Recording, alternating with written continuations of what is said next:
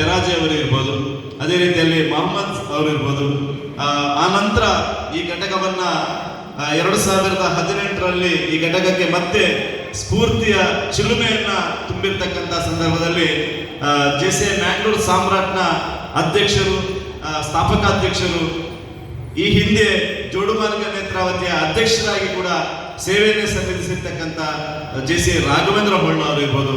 ಆನಂತರ ಈ ಘಟಕವನ್ನ ನೇತೃತ್ವ ವಹಿಸಿಕೊಂಡಿರ್ತಕ್ಕಂಥ ಹರ್ಷರಾಜ್ ಅವರು ಇರ್ಬೋದು. ಹೀಗೆ ತುಂಬಾ ಮಂದಿ ಈ ಘಟಕವನ್ನ ಬೆಳೆಸಲಿಕ್ಕೆ, ಈ ಹಂತದವರೆಗೆ ಕರ್ಕೊಂಡು ಬರಲಿಕ್ಕೆ ತಮ್ಮ ಶ್ರಮವನ್ನ ಹಾಕಿದ್ದಾರೆ. ಈ ಎಲ್ಲ ಶ್ರಮಜೀವಿಗಳಿಗೂ ಕೂಡ ನಾವೆಲ್ಲರೂ ಕೂಡ ಒಮ್ಮೆ ಚಪ್ಪಾಳೆಯ ಮೂಲಕ ಅವರನ್ನು ಅಭಿನಂದಿಸಬೇಕು. ಯಾಕಂತ ಹೇಳಿದ್ರೆ ಇಷ್ಟು ಪ್ರಯತ್ನವನ್ನ ಮಾಡಿ, ನನ್ಗೆ ಗೊತ್ತಿದೆ ಒಂದು ಸಂಸ್ಥೆಯನ್ನ ಆರಂಭಿಸಿದ್ರೆ ಆ ಸಂಸ್ಥೆಯನ್ನ ಮುನ್ನಡೆಸುವಾಗ ಎಷ್ಟೆಲ್ಲ ಕಷ್ಟಗಳು ಬರುತ್ತೆ. ನೇತ್ರಾವತಿಯಲ್ಲಿ ನದಿಯಲ್ಲಿ ನೀರು ಹರಿದು ಹೋದಂತ ರೀತಿಯಲ್ಲೇ ಕಷ್ಟಗಳು ಬರುತ್ತೆ, ಸುಖಗಳು ಬರುತ್ತೆ.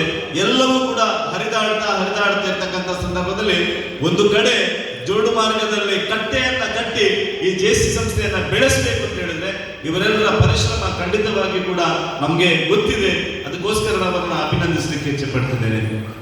ಬಂಧುಗಳೇ, ಆ ನಂತರಕ್ಕೆ ಬಂದ್ರೆ 2018ರಲ್ಲಿ ಯಾವಾಗ ನಾನು 2017ಕ್ಕೆ ಸಂತೋಷ್ ಅವರು JCI ಮ್ಯಾಂಗ್ಳೂರ್ ಸಾಮ್ರಾಟ್ ಘಟಕವನ್ನ ಉದ್ಘಾಟಿಸಿದ್ರು.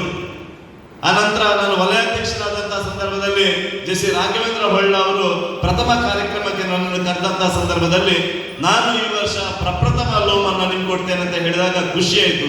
ಆದ್ರೆ ಆ ಘಟಕ ಜೋಡುಮಾರ್ಗ ನೇತ್ರಾವತಿ ಮೂಲಕವಾಗಿ ಬರ್ತದೆ ಅಂತ ನಿರೀಕ್ಷೆ ಇರಲಿಲ್ಲ. ಆದ್ರೆ ಯಾವಾಗ ಆ ಘಟಕ 2018ರಲ್ಲಿ JCI ಜೋಡುಮಾರ್ಗ ನೇತ್ರಾವತಿ ಘಟಕ ಇಲ್ಲೇ ಪಕ್ಕದಲ್ಲಿರ್ತಕ್ಕಂಥ ಲಯನ್ ಸೇವಾ ಮಂದಿರದಲ್ಲಿ ಉದ್ಘಾಟನೆಗೊಳ್ತದೆ, ಆ ಬಳಿಕ ಈ ಘಟಕವನ್ನ 9 ವರ್ಷಗಳ ಕಾಲ ಯಾರಿಂದಲೂ ಕೂಡ ಕಟ್ಟಿ ಹಾಕಲಿಕ್ಕೆ ಸಾಧ್ಯ ಆಗಿಲ್ಲ. ಸವಿತಾ ನಿರ್ಮಲ್ ಅವರಿಂದ ಹಿಡಿದು ಇವತ್ತು ಅಧ್ಯಕ್ಷರಾಗಿ ಆಯ್ಕೆಯಾಗಿರ್ತಕ್ಕಂಥ, ಅಧಿಕಾರ ಸ್ವೀಕರಿಸಿರ್ತಕ್ಕಂಥ ಕೀರ್ತಿ ಕುಲಾಲ್ ಅವರು, ಈ 9 ವರ್ಷದಲ್ಲಿ 5 ಮಂದಿ ಮಹಿಳಾ ಅಧ್ಯಕ್ಷರು ಈ ಘಟಕವನ್ನು ಮುನ್ನಡೆಸಿರ್ತಕ್ಕಂಥದ್ದು. 9 ಅಂತ ಹೇಳಿದ್ರೆ ನಾವು ನವದುರ್ಗಿಯರಿಗೆ ಹೋಲಿಕೆ ಮಾಡ್ತೇವೆ. 9 ವರ್ಷದಲ್ಲಿ 5 ಮಂದಿ ಮಹಿಳೆಯರು ಈ ಘಟಕವನ್ನ ಮುನ್ನಡೆಸಿದ್ದಾರೆ ಅಂತ ಹೇಳಿದ್ರೆ ಈ JCI ಜೋಡುಮಾರ್ಗ ನೇತ್ರಾವತಿಯ ಖಂಡಿತವಾಗಿ ಕೂಡ ನೇತ್ರಾವತಿ ಅಂತಕ್ಕಂಥ ಮಹಿಳೆಯ ಹೆಸರನ್ನು ಇಟ್ಟುಕೊಂಡಿರ್ತಕ್ಕಂಥ ಈ ಘಟಕದ ಸಾಧನೆ ಸಾಮರ್ಥ್ಯವನ್ನು ನಾವು ಕಾಣಬೇಕು.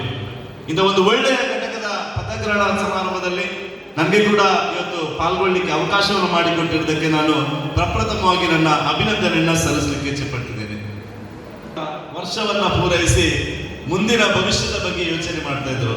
ನಾನು ಅವರ ವರದಿಯನ್ನ ಕೊಡುವಾಗ, ಅವರ ಮಾತುಗಳನ್ನು ಆಡುವಾಗ ನನಗೆ ಯೋಚನೆ ಬಂತು, ಭವಿಷ್ಯದಲ್ಲಿ ಒಂದು ದಿವಸ ನಮ್ಮ ವಲಯದಿಂದ ಒಬ್ಬ ಮಹಿಳಾ ರಾಷ್ಟ್ರೀಯ ಅಧ್ಯಕ್ಷರಾಗಿ ಮೂಡಿಬರಬೇಕು ಅಂತ ಹೇಳಿದ್ರೆ ಅದು ತೃಪ್ತಿಗೆ ಸಾಧ್ಯತೆ ಇದೆ, ಸಾಮರ್ಥ್ಯ ಇದೆ. ಆ ಸಾಮರ್ಥ್ಯವನ್ನ ಈಡೇರಿಸಲಿಕ್ಕೆ ಅವರ ಚಿಕ್ಕಮ್ಮ, ಆಂಟಿ, ಅವ್ರ ಬ್ಯಾಂಕ್ ಮ್ಯಾನೇಜರ್ ಕೂಡ, ಅವರಲ್ಲಿ ಕೂಡ ಹಣಕಾಸಿನ ವ್ಯವಸ್ಥೆ ಸೂಕ್ತವಾಗಿದೆ, ಅವರು ಪ್ರೇರಣೆ ಕೊಡಬೇಕು. ಯಾಕಂತ ಹೇಳಿದ್ರೆ ಇದು ಸ್ಫೂರ್ತಿಯನ್ನ ಕೊಡ್ತಕ್ಕಂಥ ವೇದಿಕೆ. ನೀವು ಯೋಚನೆ ಮಾಡಿ, 23 ವರ್ಷದಲ್ಲಿ ಒಬ್ಬ ಹುಡುಗಿ ತಾನು ಕಲಿತಾ ಇರ್ತಕ್ಕಂಥ ಸಂದರ್ಭದಲ್ಲೇ ಈ ಘಟಕದ ಅಧ್ಯಕ್ಷೆ ಆಗ್ತಾರೆ. ಅವರ ಅಧ್ಯಕ್ಷೆ ಆಗುವಾಗ ಅವರಿಗೆ JCI ಅಂದ್ರೆ ಏನು ಗೊತ್ತಿಲ್ಲ, JCIಯಲ್ಲಿ ಹುದ್ದೆಯನ್ನ ಏನು ಅಂತ ಗೊತ್ತಿಲ್ಲ, ಯಾರಿಂದ ಯಾವ ರೀತಿಯ ಒತ್ತಡಗಳು ಬರ್ತದೆ ಅಂತ ಗೊತ್ತಿಲ್ಲ. ಆದ್ರೆ ಆ ಎಲ್ಲ ಒತ್ತಡಗಳನ್ನು ನಿಭಾಯಿಸಿಕೊಂಡು JCIಯಲ್ಲಿ ಅಧ್ಯಕ್ಷರಾಗ್ತಾರೆ. JCIಯಲ್ಲಿ ಅಧ್ಯಕ್ಷರಾಗುವುದರ ಜೊತೆಗೆ ತಾನು ಕಲಿತಾ ಇರ್ತಕ್ಕಂಥ ರ್ಯಾಂಕ್ ಅನ್ನ, ಗೋಲ್ಡ್ ಮೆಡಲ್ ಅನ್ನು ಪಡ್ಕೊಳ್ತಾರೆ. ಇದು ಅವರ ಸಾಧನೆ. ಇಂಥ ಸಾಧನೆ ಖಂಡಿತವಾಗಿ ಕೂಡ ನಮಗೆ ಅಸೂಯೆ ಅಂತ ಹೇಳಿದೆ. ಯಾಕೆ ಅಂತ ಹೇಳಿದ್ರೆ ನಾವು JCIಗೆ ಅಂತ ಬಂದ್ರೆ ಆ ಇಡೀ ವರ್ಷವನ್ನ JCIಗೆ ಇರ್ತೇವೆ. ಅಲ್ಲಿ ನಾವು ಫ್ಯಾಮಿಲಿಯಿಂದ ದೂರ ಇರ್ತೇವೆ, ನಮ್ಮ ಕೆಲಸದಿಂದ ದೂರ ಇರ್ತೇವೆ, ವರ್ಕ್ ಲೈಫ್ ಬ್ಯಾಲೆನ್ಸ್ ಅನ್ನು ಮಾಡ್ಲಿಕ್ಕೆ ನಮ್ಗೆ ಗೊತ್ತಾಗ್ತಿರ್ಲಿಲ್ಲ. ಆದ್ರೆ ತೃಪ್ತಿ ಅವರು ತನ್ನ 23ನೇ ವರ್ಷದಲ್ಲೇ ಘಟಕಾಧ್ಯಕ್ಷರಾದ್ರು, ಘಟಕಾಧ್ಯಕ್ಷರಾಗಿ ಸಾಧನೆ ಮಾಡಿದ್ರು, ವಲಯ ಮತ್ತು ರಾಷ್ಟ್ರ ಮಟ್ಟದಲ್ಲಿ ಮಿಂಚಿದ್ರು. ಅದರ ಜೊತೆಗೆ ತನ್ನ ಕರಿಯರ್ ಅನ್ನ ಬೆಳೆಸ್ತಕ್ಕಂಥ ನಿಟ್ಟಿನಲ್ಲಿ ಗೋಲ್ಡ್ ಮೆಡಲಿಸ್ಟ್ ಆಗಿ ಬಂದಿದ್ದಾರೆ ಅಂತ ಹೇಳಿದ್ರೆ ಅವರ ಸಾಧನೆ ನಮ್ಮ ಮುಂದೆ ಪ್ರೇರಣೆ ಆಗಬೇಕಿದೆ. ಅವರ ಜೊತೆಗೆ ನಿರೀಕ್ಷೆ ಮತ್ತು ಆಕಾಂಕ್ಷೆಗಳನ್ನು ಹೊಂದಿರತಕ್ಕಂಥ ತ್ರಿಷಾ ಅಂದ್ರೆ ಅದು ನಿರೀಕ್ಷೆ ಮತ್ತು ಆಕಾಂಕ್ಷೆ, ನಿರೀಕ್ಷೆ ಮತ್ತು ಆಕಾಂಕ್ಷೆಗಳನ್ನು ಹೊಂದಿರತಕ್ಕಂಥ ತ್ರಿಷಾ ಅವರನ್ನ ಕಾರ್ಯದರ್ಶಿಯಾಗಿ ಕೊಟ್ಟಿದ್ದಾರೆ. ಹಾಗಾಗಿ ತ್ರಿಷಾ ಮತ್ತು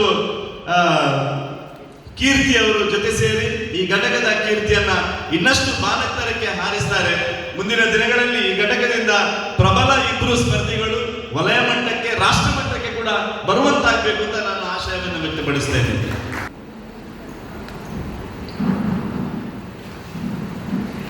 ಹತ್ತೊಂಬತ್ತು ವರ್ಷದಲ್ಲಿ ಈ ಘಟಕದ ಅಧ್ಯಕ್ಷರಾಗ್ತಾ ಇದ್ದಾರೆ ತೃಪ್ತಿ ಅವರು. ಈ ಘಟಕಕ್ಕೆ ಎಲ್ಲರೂ ಕೂಡ ಈ 25 ವರ್ಷದ ಒಳಗಿನವರು ಬಂದಿರತಕ್ಕಂಥ ಈ ಸಂಸ್ಥೆ 40 ವರ್ಷದ ಒಳಗಿನ ಯುವಕ ಯುವತಿಯರಿಗೆ ಇರ್ತಕ್ಕಂಥ ಸಂಸ್ಥೆ. 18ರಿಂದ 40 ವರ್ಷದ ಒಳಗಿನ ಯುವಕ ಯುವತಿಯರಿಗೆ ಇರ್ತಕ್ಕಂಥ ಸಂಸ್ಥೆಗೆ ಇವತ್ತು 25 ವರ್ಷದ ಒಳಗಿನವರು ಇದರ ಅಧ್ಯಕ್ಷತೆಯನ್ನು ವಹಿಸಿಕೊಳ್ತಾರೆ. ಈ ಸಂಸ್ಥೆಗೆ ಸೇರ್ಪಡೆಗೊಳ್ತಾರೆ ಅಂತ ಹೇಳಿದ್ರೆ ಈ ಸಂಸ್ಥೆಯ ಬೆಳವಣಿಗೆಗೆ ಇವತ್ತಿನ ಯುವಕರು ತಮ್ಮ ಮಿತಿಮೀರಿದ ಪ್ರಯತ್ನ ಮಾಡ್ತಾರೆ. ಆ ಮೂಲಕವಾಗಿ ಈ ಸಂಸ್ಥೆಯನ್ನ ಇನ್ನಷ್ಟು ಎತ್ತರಕ್ಕೆ ಕೊಂಡೊಯ್ಯಲಿಕ್ಕೆ ಆಗ್ತಾ ಇದ್ದಾರೆ ಅನ್ನೋದನ್ನು ಇಲ್ಲಿ ನಾವು ಯೋಚಿಸಬಹುದು. ನಾನಿವತ್ತು ಇಲ್ಲಿನ ಪದ ಪ್ರದಾನ ಸಮಾರಂಭ ಜೆಸಿ ಜೋಡುಮಾರ್ಗ ನೇತ್ರಾವತಿ ಘಟಕಕ್ಕೆ ಸೇರಿರ್ತಕ್ಕಂಥ ಸದಸ್ಯರು ಇಲ್ಲಿನ ಪದಾಧಿಕಾರಿಗಳನ್ನ ಯೋಚನೆ ಮಾಡುವಾಗೊಂದು ನಾವೆಲ್ಲ ಸಣ್ಣದಿರುವಾಗ ಕಲಿತಿರ್ತಕ್ಕಂಥ ಒಂದು ಕಥೆ ನೆನಪಾಗುತ್ತೆ. ಅದೆಲ್ಲ ನಮ್ಗೆ ಗೊತ್ತಿದೆ. ಒಬ್ಬ ವ್ಯಾಪಾರಿ ಇರ್ತಾನೆ, ಟೋಪಿ ವ್ಯಾಪಾರಿ. ಅವ ಟೋಪಿ ಮಾರ್ತಾ ಹೋಗ್ಬೇಕಾದ್ರೆ ಅವನಿಗೆ ಏನು ವ್ಯಾಪಾರ ಆಗುದಿಲ್ಲ. ಒಂದು ಮರದ ಕೆಳಗೆ ಮಲಗ್ತಾನೆ. ಮರದ ಕೆಳಗೆ ಮಲಗಿದಾಗ ಎಲ್ಲ ಮರದ ಮೇಲಿಂದ ಮಂಗಗಳು ಬರ್ತದೆ. ಮಂಗಗಳು ಬಂದಾಗ ಆ ಮಂಗಗಳು ಎಲ್ಲ ಟೋಪಿಯನ್ನ ತಗೊಂಡು ಹೋಗ್ತವೆ. ಆಗಿರ್ತಕ್ಕಂಥ ಬೆಳವಣಿಗೆ ಕಂಡ್ರೆ ಈ ಕಥೆಯನ್ನ ಸ್ವಲ್ಪ ಡೈವರ್ಟ್ ಮಾಡ್ಬೇಕಾಗ್ತದೆ. ಆವತ್ತಿನಾಗೆ ಇವತ್ತು ಕೂಡ ಒಬ್ಬ ವ್ಯಾಪಾರಿ ಬರ್ತಾನೆ. ಅವನ ಅಜ್ಜ ಹೇಳಿದ ಕಥೆ ನೆನಪಿದೆ. ಕೂಡ ನಾವು ಖುಷಿ ಪಡ್ತಕ್ಕಂಥ ಘಟಕ. ಇವತ್ತು ಯುವಕರು ಈ ಆಂದೋಲನಕ್ಕೆ ಸೇರ್ಪಡೆಗೊಂಡಿದ್ದಾರೆ. ಯುವಕರ ಮೂಲಕವಾಗಿ ಈ ಘಟಕ ಇನ್ನಷ್ಟು ಎತ್ತರಕ್ಕೆ ಏರಲಿಕ್ಕೆ ಖಂಡಿತವಾಗಿ ಕೂಡ ಯಾವುದೇ ರೀತಿಯ ಅಡ್ಡಿ ಆತಂಕಗಳು ಬರಲಿಕ್ಕಿಲ್ಲ. ಈ ಸಂಸ್ಥೆ ಉತ್ಸವ ಇದೆ. ಆ ದಶಮಾನೋತ್ಸವವನ್ನು ದಾಟಿ ರಜತ ಮಹೋತ್ಸವ, ಸುವರ್ಣ ಮಹೋತ್ಸವವನ್ನು ಕೂಡ 2018ರಿಂದ ಯೋಚನೆ ಮಾಡಿದ್ರೆ ಅದರ ಜೊತೆಗೆ ಮುಂದಿನ 10 ವರ್ಷಗಳಲ್ಲಿ 1986ಕ್ಕೆ ಯೋಚನೆ ಮಾಡಿದ್ರೆ 2036ಕ್ಕೆ ಈ ಸಂಸ್ಥೆ ಸುವರ್ಣ ಮಹೋತ್ಸವವನ್ನು ಆಚರಿಸ್ತದೆ. ಆ ಆಚರಣೆಗಳಲ್ಲೂ ಕೂಡ ನಾವೆಲ್ಲರೂ ಕೂಡ ಪಾಲ್ಗೊಳ್ಳುವಂತಾಗಬೇಕು ಅಂತ ಆಶಯವನ್ನು ಈ ಸಂದರ್ಭದಲ್ಲಿ ವ್ಯಕ್ತಪಡಿಸ್ತೇನೆ.